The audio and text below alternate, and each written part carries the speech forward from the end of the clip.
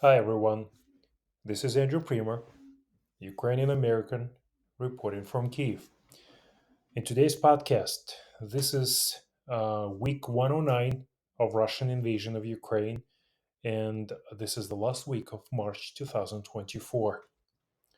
So, in today's podcast, we're gonna cover the Crocus City Hall attack in the Moscow region and who is to blame.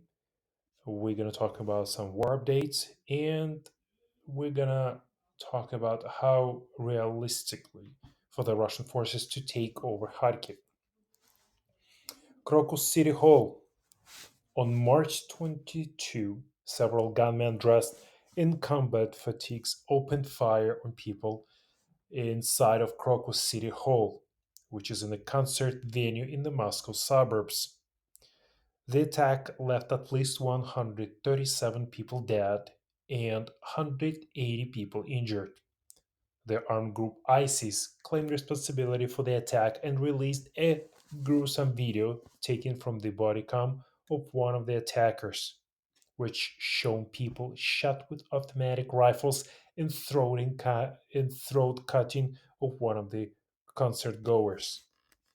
Despite ISIS having claimed responsibility on the night of the attack, Vladimir Putin said on Monday the assault fitted a broader strategy of aggression by the neo Nazi Kiev regime, alleging that the terrorists were fleeing toward the Ukrainian border where a window was open waiting for them. Moscow has not admitted any faults in its intelligence and security apparatus. Putin officials have since also blamed the US and United Kingdom for allegedly backing Ukraine in the plot. European governments have said they warned Moscow of an increased Islamist threat, and the US embassy in the Russian capital issued alert in early March warning about the increased risk of ISIS attacking public venues. But Nikolai Patrushev, secretary of the Russian Security Council, and Alexander Bortnikov, the head of FSB, Domestic Security Service, have instead focused on the Ukraine line, claiming the four alleged terrorists who show visible signs of having been tortured after their arrest had confirmed the Ukrainian trail during interrogation.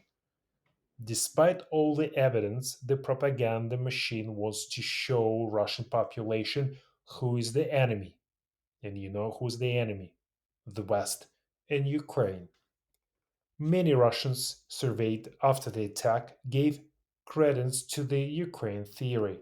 More than 50% of people blamed the Ukrainian leadership, and only about 27% pointed to ISIS, according to the survey by Open Minds. Another 6% of people blamed the collective West, namely US, UK, and NATO. The terrorist act in the suburbs of Moscow was covered with conspiracy theories from the first minutes.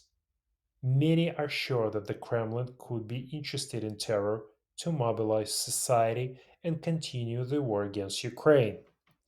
Vladimir Putin himself and his security forces assure that Ukrainian and Western special services could have been involved in the terrorist attack, although in this case there is no evidence. But it is quite possible that the situation looks much more ordinary. We witnessed unprofessionalism and a banal lack of resources. To fight against terror, strong and competent special services are needed. That is why what happened in the suburbs of Moscow, Krasnogorsk, Krokus City Hall, I'm pretty sure is a direct consequences of the policy pursued by Vladimir Putin. The result of the final transformation of the power structures into political servants of the Kremlin. Let's add to this the completely understandable concentration on the war with Ukraine, which is also a result of Putin's aggression. Let's recall the lack of cooperation with Western special services and mistrust of the information. And we will deduce from all this formula of Russia's vulnerability to the terrorist threat. No conspiracy theories required again. This is, I'm sure, total incompetence and weakness of the Russian forces or FSB, and the radicals from the Islamic State did not forget to take advantage of all this, real, not imaginary terrorists. But Putin continues to blame Ukraine and the West for what happened, not terrorists and his own special services. So the war strategy is changing. A war of attrition, a war of position has begun. This is a war whose goal is to inflict unacceptable losses on the enemy on the largest possible scale. The topic of a new major offensive by the Russian occupation army is increasingly appearing in the Ukrainian public space. Different directions are called for. But in my opinion, the priority direction of Russian troops' efforts and offensive was the remains Donbass, and this will not change. Therefore, at the moment, there is no reason to talk about preparing an offensive. Of course, the Russians would like to destroy all of Ukraine. They would like to control the border areas and they would like to have as many things as possible. But the strategy of the war dictates to them they need to advance as far as possible in the Donbass region and as quickly as possible. They make every effort to do so. All means of destruction are concentrated there, reserves are constantly transferred, and the main forces of the Russian ground army as well. Yes, the enemy everywhere and is trying to intensify their attacks, but the enemy uses much more means of destruction in Donbass compared to any other regions. Unfortunately, we do not have very good news about Donbass. There have been confirmation that after the capture of Avdiivka village, the Russians are slowly but successfully moving forward. Unfortunately, the enemy managed to capture the village Tonanke. Therefore, of course, the situation at the front remains acute. The Russians do not stop the infantry attack. They throw as many soldiers as possible and not stopping. They do it 24 hours a day. The adversary's tactics try to put constant pressure on our positions to create intensity, to wear down the defense forces, and to carry out reconnaissance of our positions to hit with air and artillery, from the air to and artillery. Therefore, the situation at the front remains very difficult, and the enemy continues to take tactical initiative along almost the entire front line. This is because the enemy has an advantage in organization and management at the strategic level. Unfortunately, the high command of the Russian troops and the Ministry of Defense of Russian Federation operate at a higher level than Ukrainians. And what does it so basically they do very good job of organizing ground combat operations. So what does it consist of? First of all, the enemy organized the replenishment and rotation of his troops at the front, so they are not tired as the Ukrainian troops. Unfortunately, they work there better than we do.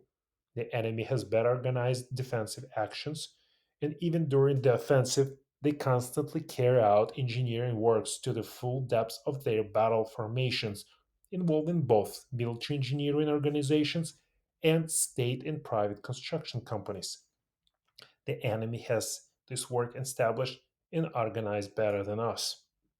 Russia is increasing the production of ammunition of all types, so the enemy has an advantage in means of destruction in many areas of the front line, almost along the entire line of combat.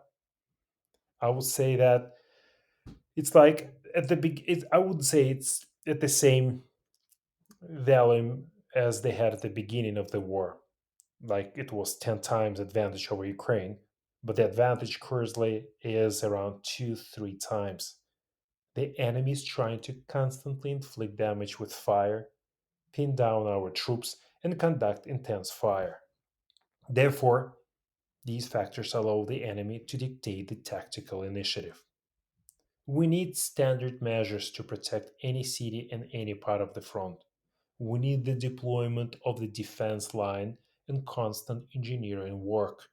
We need our troops controlled, trained, which can conduct long, intensive combat operations. That is, have a second and third echelon for rotation, replenishment, and rest. To have units that would be engaged in permanent engineering work in the intermediate area is also important. Constantly reinforce the troops on the front lines with the new means to protect against drones and to have our own high quality system for using our drones. Also organize a system of defeat counter battery combat. That is a comprehensive measures are needed the most. It will give results if such complex measures are built on a front line of 800 kilometers. This is a relatively small front line for our forces. It is a front line on which a better order than we have could have been organized a long time ago. If such an order exists, thanks to decisions of the commanders of brigades and battalions, and the initiative of fighters, availability of technical means, ammunition, competent teams, and commanders of drone units, the enemy stopped everywhere, inflicting heavy losses on him. The enemy is fighting and powerless to advance further. For example, the soldiers of 47th Brigade have been repelling all attacks by Russian troops for more than a month now in the village of Berdichi. The Russian losses there are simply insane daily. All this is due to the correct organization of combat work, management, and the preference of quality over quantity. Where we have organized actions, there are enough reserves or replenishers is arriving, the enemy can be effectively restrained, destroyed, and inflict losses many times greater than ours. More than a month ago, the Armed Forces of Ukraine military command changed, but so far, unfortunately, no changes have significantly affected the course of hostilities. The army needs structural changes, changes in management, and qualitative changes. So far, the war is going on as the way it was going before. We do not see any systematic, orderly actions that would significantly differ at the strategic level.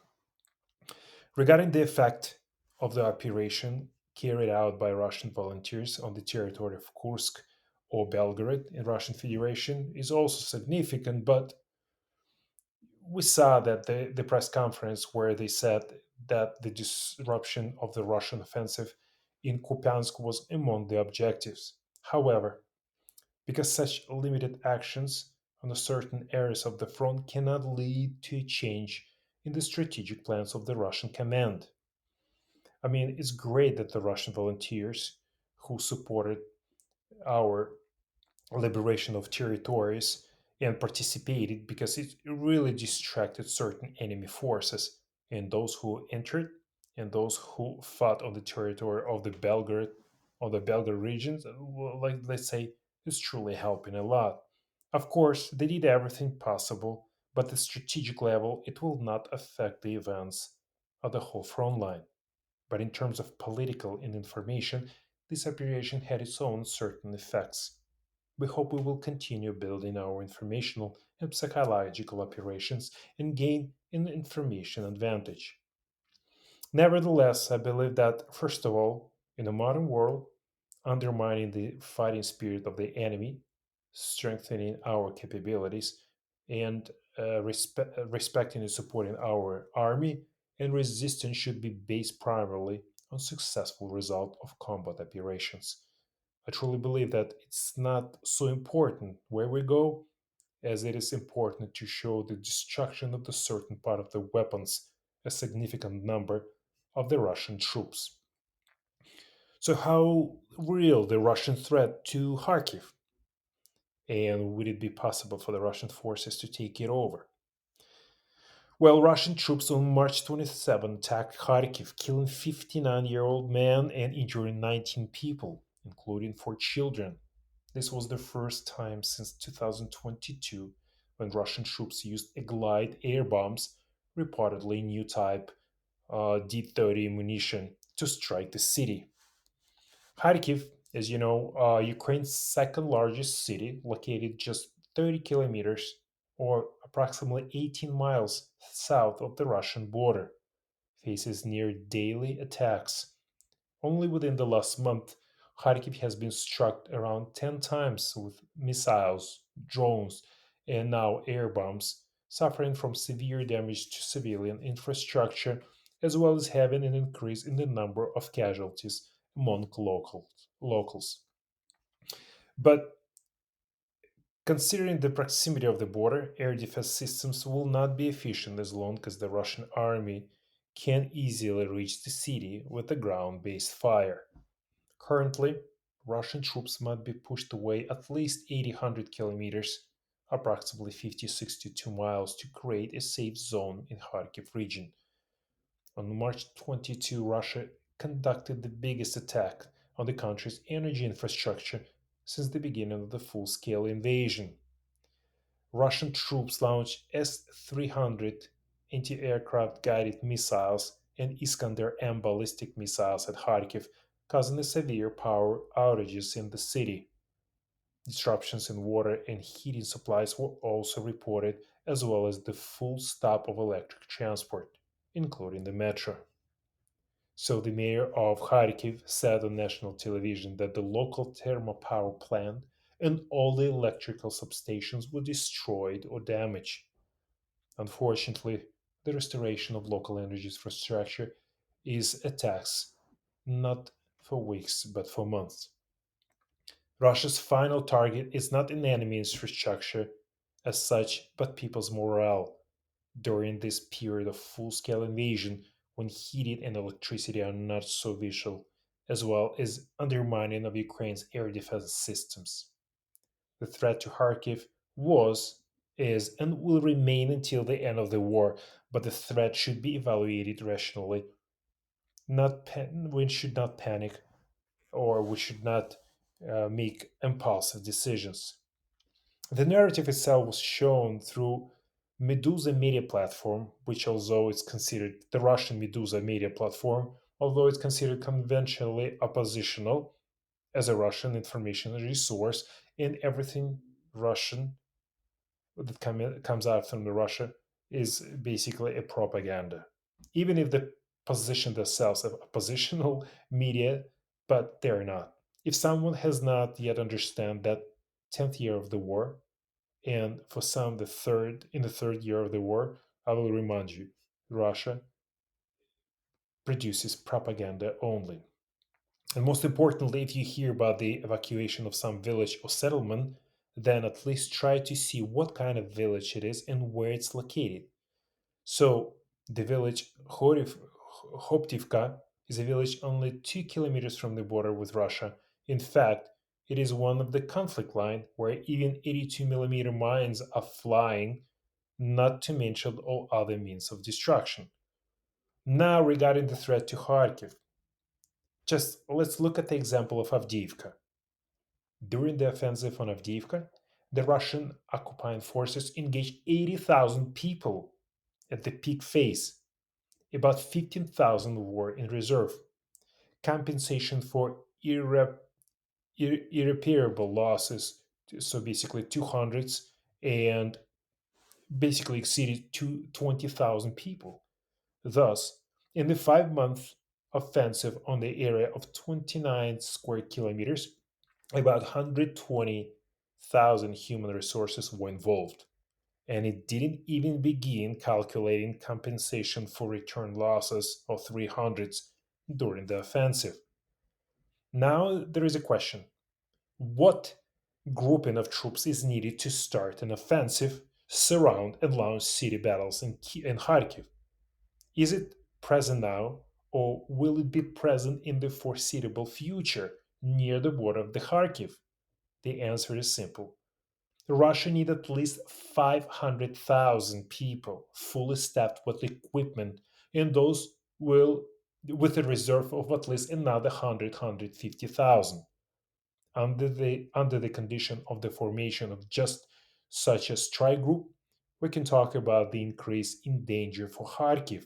But there is the thing: such a large number of Russians, there are no occupying forces even in the temporarily occupied territories in the war zone.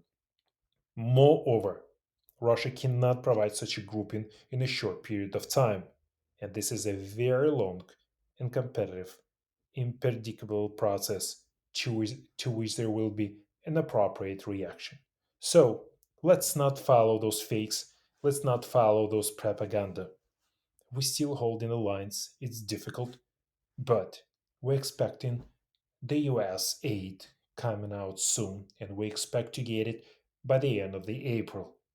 And then the situation at the front lines might change drastically. Thank you for listening.